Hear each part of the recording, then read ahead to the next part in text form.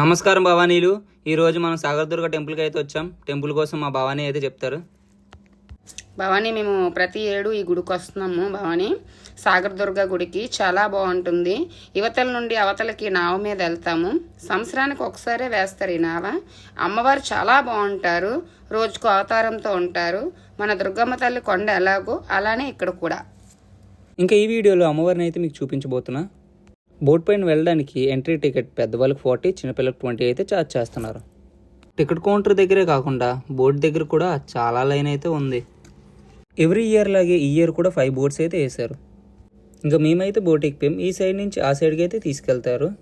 ఇక్కడ port view చూస్తూ boat ride అయితే చాలా బాగుంటుంది.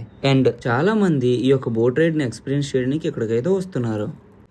ఫస్ట్ టైం బోట్ రైడ్కి వచ్చిన వాళ్ళకైతే ఇది ఒక బెస్ట్ మెమొరీ అని అయితే చెప్పొచ్చు. అందరూ బోట్ రైడ్ని ఎంజాయ్ చేస్తుంటే నేను మాత్రం డ్రైవర్ రూమ్కి వచ్చి డ్రైవింగ్ ఎలా చేయాలని చూసి అయితే నేర్చుకుంటున్నాను. ఇంకా బోట్ దిగి టెంపుల్ దగ్గరికి అయితే వచ్చేసాం. ఇంకా మా భవాని మెట్టికి పసుపు రాసి బొట్టు పెట్టుకుని అయితే వస్తున్నారు. ఇక్కడ చాలామంది మెట్టికి పసుపు రాసి బొట్టు పెట్టుకుంటూ అమ్మవారి దర్శనానికి అయితే వెళ్తారు. ఇంకా మెట్ల పూజ అయితే కంప్లీట్ అయిపోయింది. డైరెక్ట్గా వేప చెట్టు దగ్గరికి అయితే వచ్చి నిమ్మకాయతో దీపాలు అయితే పెట్టుకున్నాం. నిమ్మకాయ దీపాలు అంటే అమ్మవారికి చాలా ఇష్టం. 9 నిమ్మకాయ దీపాలు పెట్టుకొని దర్శనంకి అయితే మేము స్టార్ట్ అయిపోయాం. ఈ నవరాత్రులు 9 రోజులు కూడా అమ్మవారి గుడి అయితే అస్సలు ఖాళీ ఉండదు. లక్ష్మీదేవి అవతారంలో అమ్మవారు మనకు దర్శనం అయితే ఇచ్చారు.